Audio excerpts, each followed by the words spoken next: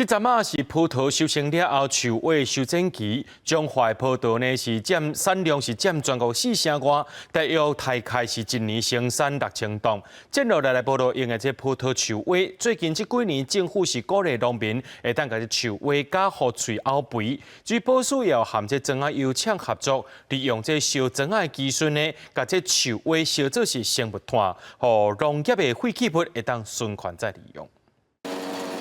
农民甲修剪落来葡萄树尾，放入去机器加好脆，加脆的树尾会当后肥再利用。过去加掉的树尾大部分拢是烧掉，这几冬政府鼓励农民甲树尾再利用，加好脆做肥料，减少农业粪扫。碎资料本身它也使做园仔内底有机质，阮拢会直接来放去园仔内底安尼，总共对园仔的土壤啊，嘛拢真好，当做有机质利用安尼。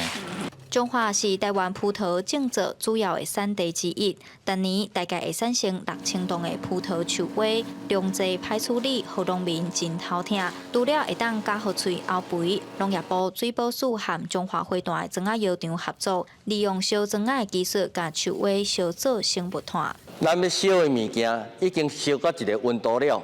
互伊切氧，互伊切氧落去焖。